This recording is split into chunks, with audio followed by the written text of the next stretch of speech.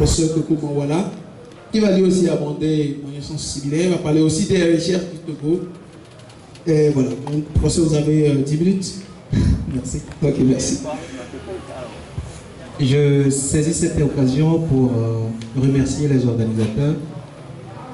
Il est très difficile de prendre la parole en dernier avec des éloquents orateurs comme mon collègue Lawson et mon ami Thomas. Néanmoins, je vais aborder la question des richesses nationales et de la misère quotidienne sous l'aspect du développement, puisque c'est de cela qu'il s'agit.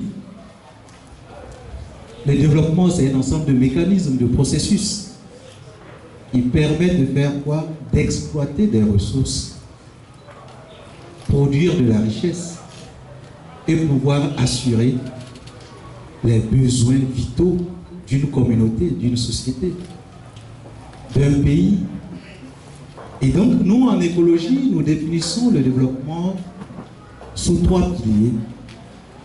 Le pilier social, le pilier économique en termes de création de richesses et le pilier écologique en termes de sauvegarde du cadre de vie. Je pense que Lawson l'a abordé tout à l'heure en parlant de notre cadre environnemental.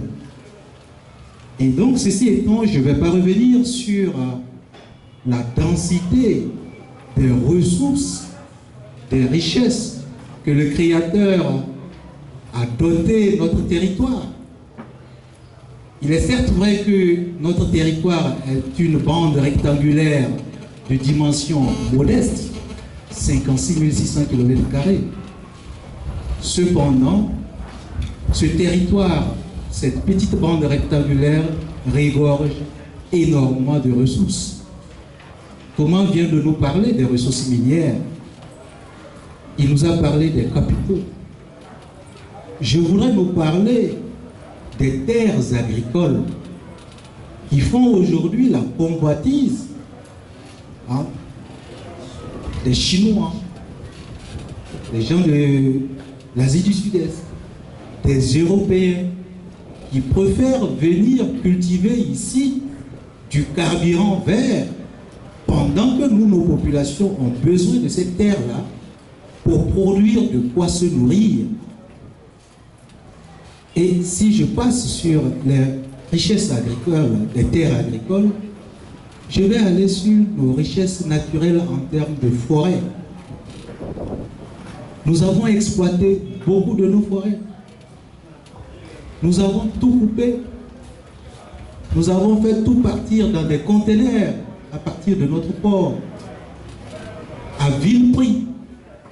Et quand ces produits sont transformés à l'extérieur et nous reviennent ici, ce que nous vendons à 100 francs, nous le rachetons à 1 million de francs.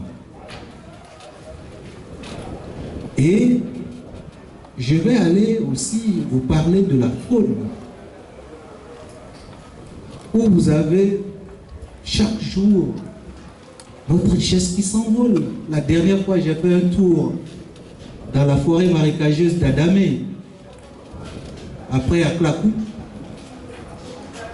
J'ai été abasourdi de l'ampleur des oiseaux qui sont emblématiques pour notre faune, qui sont attrapés dans des filets, mis en cage, pas pour des zoos du Togo, mais pour exporter à l'extérieur. Vous avez le cas de ces chasseurs qui arrivent, qui vont dans nos aires protégées, qui prélèvent tel un bubal, tel un buffle, juste pour prendre quoi? Peut-être les cornets à la tête. Et le reste de la chariot, de la carcasse, on laisse ça dans la bourse. Vous avez, je vais finir là, sans être très exhaustif, une des ressources que nous avons perdues, c'est le tourisme. Nous avons plein de curiosités touristiques qui sont aujourd'hui laissées à l'exploitation à vil prix. quand les Européens ou les touristes arrivent, sont libres d'aller visiter comme ils veulent. S'ils veulent bien, ils donnent quelque chose. S'ils ne veulent pas, ils ne donnent rien. Et donc, quand vous analysez toutes ces richesses biologiques dont je viens de faire mention tout à l'heure, et vous les ajoutez aux richesses des sols, aux richesses des sous-sols, et quand vous prenez les résultats des enquêtes Cube, vous n'arrivez pas à comprendre comment se fait-il qu'un territoire aussi doté en richesse est habité par des gens aussi pauvres et aussi miséreux. Et les gens sont miséreux jusqu'à ce qu'ils vendent leurs seules ressources qui leur restent. Vous convenez avec moi que le phénomène de l'accaparement des terres est une bombe à retardement dans notre pays. Les petits nantis que nous sommes à Lomé ici, profitons de la misère de nos parents pour aller leur prendre des hectares et des hectares à vil prix. C'est leur seule richesse. En leur prenant cette seule richesse, comment voulez-vous que ces gens-là vivent? Comment voulez-vous que ces gens-là puissent produire de la richesse et se développer? Et donc, vous comprenez alors que être doté de richesse n'est pas synonyme de vivre bien. Il y a un mécanisme à mettre en place. Et c'est là où je voudrais revenir sur l'une des affirmations de Thomas qui disait que la cause, ce sont nos gouvernants. Et je me rappelle sur un plateau de télévision,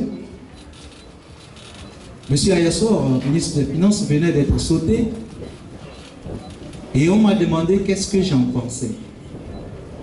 J'ai dit tout simplement que ce ministre a nui gravement à l'économie de notre pays parce que ses choix n'ont jamais été adéquats. Parce que pour moi, le seul document qui constitue pour moi une référence de jugement de ceux qui nous gouvernent, c'est l'ASCAP. Ce n'est pas moi qui ai élaboré l'ASCAP, ce n'est ni vous, mais c'est eux, nos gouvernants, qui ont élaboré l'ASCAP. Et dans l'ASCAP, les éléments qui y sont clairs pour booster la croissance et donc promouvoir le plein emploi pour la jeunesse congolaise. Mais quand vous analysez les différents budgets depuis 2013 à ce jour et vous les comparez par rapport aux priorités qui sont dans l'ASCAP, c'est le jour et la nuit. On parle de développement du capital humain. Combien le budget réserve au secteur de l'éducation? On parle du développement à la base. Comment peut-on faire le développement à la base sans la décentralisation? Et j'ai toujours dit que Mme Dobé constitue un frein pour la décentralisation et pour le développement à la base dans notre pays. Et je l'ai toujours dit en disant que j'aimerais avoir un débat avec tous ces gens-là sur un plateau de télévision, que nous sortons des éléments de base, des documents de politique, des documents stratégiques que ce régime même produit pour le pays. Et il y a un partenaire technique financier, un ami, qui me disait le Togo n'a pas un problème de texte. Le Togo a un problème d'application de ce qu'il produit comme texte.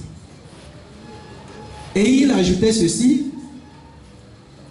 le Togo ne va jamais se développer parce que vous reposez toutes vos politiques, vos programmes, vos projets sur du consulting.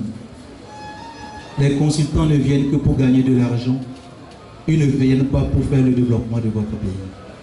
Donc, ceci me permet de revenir sur un aspect qui me paraît très important j'avais parlé d'un des piliers du développement durable qui est le pilier social. Et c'est là que nous devons commencer par travailler.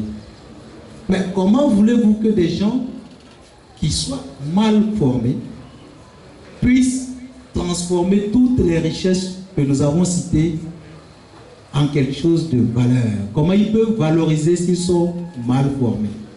Et ceci va de la qualité de la ressource humaine. C'est vrai, nous sommes nombreux en Afrique. Mais quelle est la qualité de cette grosse masse de ressources humaines? Quand vous avez une poignée qui peut comprendre les choses et que les autres végètent dans l'ignorance entretenue par certains éclairés, c'est de ça qu'il s'agit. Et je dis, en dehors d'être un politique, j'interviens beaucoup aussi dans les actions sociales et je salue véritablement ces premières universités sociales du Togo qui constituent pour moi un nouvel élan dans la construction d'un nouveau modèle de citoyen togolais capable de valoriser ses ressources, capable de revendiquer et obtenir ses droits et tenu de surveiller et suivre à la lettre la mise en œuvre des politiques des dirigeants, quels qu'ils soient. Je vous remercie. Merci.